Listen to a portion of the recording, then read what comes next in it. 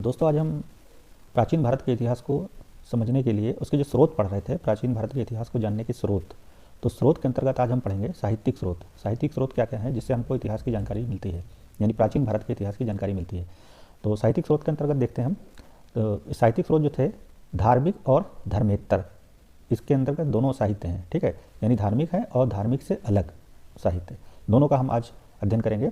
और ये वीडियो हमारा जो है ये पीसीएस का जो एग्ज़ाम दे रहे हैं, आरओ दे रहे हैं, या कोई भी एग्ज़ाम दे रहे हैं, एसएससी वगैरह दे रहे हैं, स्टेट लेवल का कोई एग्ज़ाम दे रहे हैं, यूपीएससी दे रहे हैं, तो उसके लिए बहुत ही ये काम का वीडियो है, उसको बहुत मदद करेगा, ठीक है। तो अपने नोट्स भी बनाते रहिएगा और पीडीएफ हम आपको भेज देंगे, पीडीएफ इसमें लिंक में दे देंगे डिस्क्रिप्शन में, तो आप उससे लोड कर लीजिएगा, ठीक। तो देखते हैं हम धार्मिक साहित्य। धार्मिक साहित्य के अंतर्गत ब्राह्मण साहित्य और ब्राह्मणेतर साहित्य का अध्ययन करते हैं। ब्राह्मण साहित्य क्या है? इसके अंतर्गत प्राचीन ग्रंथ यानी वेद आता है ब्राह्मण साहित्य के अंतर्गत, जिनसे वैदिक कालीन इतिहास की जानकारी मिलती है। वैदिक संस्कृति की जानकारी के एकमात्र स्रोत के रूप में वेदों का ऐतिहासिक महत्व है, ठीक है। अब वेद कौन कौन से हैं? तो वेदों की संख्या जो है वो 4 हैं। 4 वेद कौन से? सबसे पुराना जो है ऋग्वेद है, यजुर्वेद, सामवेद, अथर्ववेद। ऋग्वैदिक काल भी बोला जाता है, ऋग्वेद के ही कारण बोला जाता है, ठीक है। तो आगे हम पढ़ेंगे आपका, ठीक है। तो अथर्ववेद, इनका जो संकलनकर्ता जो था महर्षि कृष्णद्वैपायन वेद व्यास को माना जाता है। वेद व्यास ने जो था इनकी वेदों की जो है रचना की थी, तो इसी वेद व्यास को माना जाता है, ठीक है। तो महर्षि कृष्णद्वैपायन पूरा नाम था इनका, वेद व्यास, इनको माना जाता है। बहुत इंपॉर्टेंट क्वेश्चन है ये, इसको याद कर लीजिएगा अपने। माना जाता है परंपरा में वेदों को नित्य और अपौरुषेय माना गया है, नित्य और अपौरुषेय माना गया है, ठीक है। तो आगे देखते हैं हम इसमें। वेद जिन्हें वैदिक संहिता भी कहा जाता है, ठीक है, इसका अर्थ होता है ज्ञान, मतलब होता है ज्ञान। वेद का मतलब होता है ज्ञान। वेद मुख्यतः पद में लिखे गए हैं, लेकिन इनमें से गद्य का भी प्रयोग किया गया है। ज़्यादातर जो है पोइट्री फॉर्म में है ये, लेकिन कुछ जगह पर पद में भी लिखा गया है ये, ठीक है। वैदिक पद को ऋग या ऋचा कहा जाता है और गद्य को यजुष कहा जाता है। ये इंपॉर्टेंट क्वेश्चन है कि पद को क्या कहा जाता है और गद्य को क्या कहा जाता है, इंपॉर्टेंट है, ठीक है। वेदों में जो गीतात्मक पद है उन्हें साम के नाम से जाना जाता है, यानी गीत के रूप में जो है उन्हें साम कहा जाता है। ऋचा व सामों के समूह को सूक्त कहते हैं, सूक्त, ये इंपॉर्टेंट है क्वेश्चन, ठीक है, जिसका अर्थ है उत्कृष्ट या उक्ति या सुभाषित भी कहा जाता है। वेदों को संकलित करने का प्रधान श्रेय महर्षि कृष्णद्वैपायन को दिया जाता है, जिन्हें इस महत्वपूर्ण कार्य को संपन्न करने के कारण ही वेद व्यास कहा गया है। तो क्वेश्चन बता चुके ऊपर भी हैं। वेदों में सर्वाधिक प्राचीन ऋग्वेद को माना जाता है, जिसमें 1017 सूक्त हैं, परंतु 11 बालखिल्य सूक्तों को इसमें शामिल नहीं किया गया है। अगर जो इन्हें भी शामिल कर लें तो 1028 हो जाएंगे सूक्त, ठीक है। कुल 10 मंडल हैं इसमें, जिनमें पहला और 10वां मंडल सबसे बाद में जुड़ा है। पहला और 10वां मंडल सबसे बाद में जुड़ा है इसमें, ठीक है। फिर है 10वें मंडल के पुरुष सूक्त में ही सर्वप्रथम शूद्र का उल्लेख मिलता है। ऋग्वेद के सूक्तों का विभाजन मंडलों के अतिरिक्त अष्टकों में भी हुआ। ये इंपॉर्टेंट क्वेश्चन है, अष्टकों में किया गया है। ऋग्वेद में कुल 8 अष्टक हैं और प्रत्येक अष्टक में 8 अध्याय हैं, जिनकी कुल संख्या जो है वो 2024 है। ऋग्वेद में कुल लगभग 10,552 मंत्र हैं। वेदों के प्रत्येक सूक्त के साथ उनके ऋषि और देवता का नाम भी जुड़ा हुआ है। ऋषि वे जिन्होंने मंत्रों की रचना की, तथा देवता वे जिनकी उन मंत्रों में स्तुति की गई है। जिन मंत्रों की जो रचना की है उन्हें ऋषि कहा गया है, और जो देवता उसमें यूज़ किए गए हैं यानी मंत्रों में स्तुति की गई है, ठीक है। ऋग्वेद के ऋषियों में महत्वपूर्ण है ग्रस्मद, ठीक है, विश्वामित्र, वामदेव, अत्रि, भारद्वाज और वशिष्ठ। ये इंपॉर्टेंट है, ठीक है, इसको आप नोट कर लीजिएगा। ऋग्वेद के मंत्रों के रचनाकारों में महिलाओं का भी महत्वपूर्ण योगदान था, जिनमें प्रमुख थी लोपामुद्रा राजकुल में उत्पन्न विदर्भ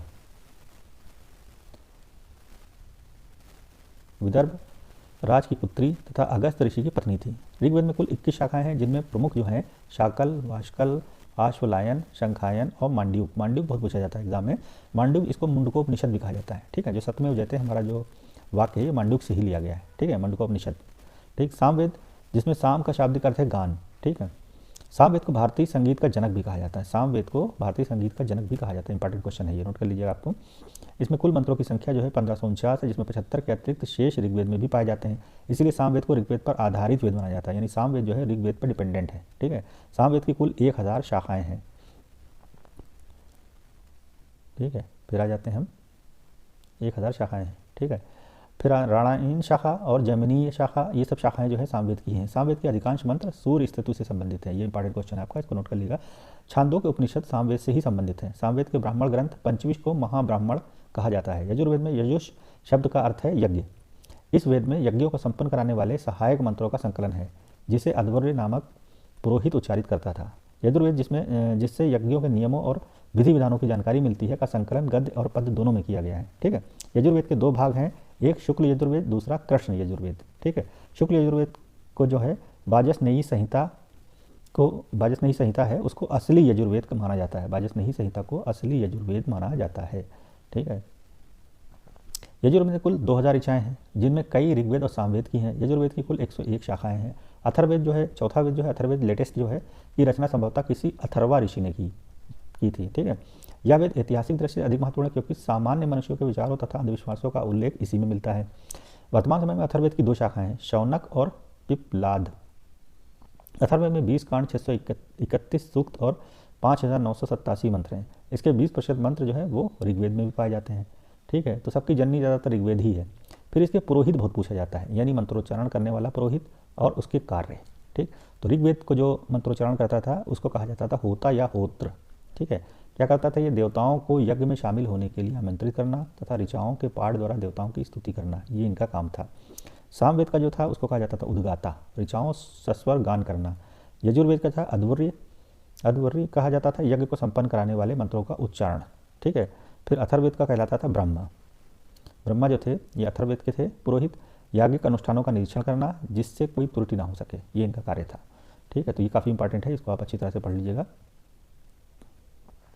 देख लीजिएगा, नोट कर लीजिएगा। फिर आप आ जाते हैं अथर्ववेद में जादू टोना, रोग निवारण मतलब चिकित्सा पर रिलेटेड है, राजभक्ति, विवाह तथा प्रणय गीत से संबंधित मंत्रों का उल्लेख मिलता है। कुरुओं के राजा परीक्षित तथा कुरु वंश की समृद्धि का विवरण अथर्ववेद में ही मिलता है। परीक्षित राजा और कुरु वंश दोनों का उल्लेख मिलता है। ब्राह्मण ग्रंथ उन्हें कहते हैं जो वैदिक मंत्रों की व्याख्या करते हैं। अब वैदिक मंत्रों की जो व्याख्या करते हैं उन्हें ब्राह्मण ग्रंथ कहा जाता है। यज्ञों की विधि एवं अनुष्ठान को प्रस्तुत करते हैं। इनकी रचना गद्य में हुई है। इसकी ब्राह्मण ग्रंथ की रचना जो है गद्य में हुई है। ठीक है, ब्राह्मण ग्रंथों से उत्तर वैदिक काल आर्यों के विस्तार एवं उनके धार्मिक विश्वासों की जानकारी प्राप्त होती है। संस्कृत गद्य का प्राचीनतम रूप ब्राह्मण ग्रंथों में मिलता है। संस्कृत गद्य का रूप जो है ब्राह्मण ग्रंथ में मिलता है। वेदों की तरह ब्राह्मण ग्रंथ को अपौरुषेय नहीं माना जाता है। लगभग 1 सहस्र ब्राह्मण ग्रंथों में वर्तमान में केवल 18 ही उपलब्ध हैं। ठीक है, ऋग्वेद के 2 ब्राह्मण ग्रंथ हैं, बहुत इंपॉर्टेंट है, एग्जाम में पूछा भी जाता है काफ़ी। ऋग्वेद के कितने ब्राह्मण ग्रंथ हैं? तो चलिए देखते हैं। ऋग्वेद के 2 ब्राह्मण ग्रंथ हैं, ऐत्रेय और कौशितकी। ठीक है, ऐत्रेय ब्राह्मण ग्रंथ का कर्ता या प्रवक्ता महिदास को माना जाता है, जिसका जन्म इत्रा नामक माता से हुआ था, इसीलिए महिदास को ऐत्रेय कहा। ऐत्रेय तथा इनके द्वारा विरचित ब्राह्मण ग्रंथ ऐत्रेय ब्राह्मण ग्रंथ कहा जाता है। ठीक है, इत्रा नामक माता से इनका जन्म होता है, इसीलिए इसका नाम पड़ा ऐत्रेय। ऐत्रेय ब्राह्मण ग्रंथ जो है ऐतिहासिक सामग्री की दृष्टि से महत्वपूर्ण है। इसमें तत्कालीन भारत की भौगोलिक स्थिति इसमें बताई गई है। भारत की और विविध राज्यों की सत्ता तथा उनकी शासन प्रणाली, राजवंशों एवं राजाओं की प्रमाणिक जानकारी मिलती है। किसमें? ऐत्रेय में। इंपॉर्टेंट है ये। ऐत्रेय ब्राह्मण की सप्त पंचिका में राजा हरिश्चंद्र का आख्यान मिलता है, जिसका आधार ऋग्वेद के प्रथम मंडल के वे सूक्त है जिनका ऋषि शुनःशेप ऐत्रेय ब्राह्मण में ही विदर्भ राज्य और उनके राजा भीम के बारे में जानकारी मिलती है। ठीक है, यजुर्वेद के ब्राह्मण ग्रंथों में प्रसिद्ध है शुक्ल यजुर्वेद शतपथ ब्राह्मण तथा कृष्ण यजुर्वेद का तैत्तरीय ब्राह्मण। ये दोनों इंपॉर्टेंट है, क्वेश्चन काफ़ी इंपॉर्टेंट है, इसको देख लीजिएगा आप और नोट भी कर लीजिएगा। फिर उसके बाद आ जाते हैं ब्राह्मण ग्रंथ में शतपथ ब्राह्मण सबसे विशाल तथा सबसे अधिक महत्व का है। ठीक है, याज्ञिक कर्मकांडों का जितना विशद चित्रण शतपथ में है उतना और किसी में नहीं है।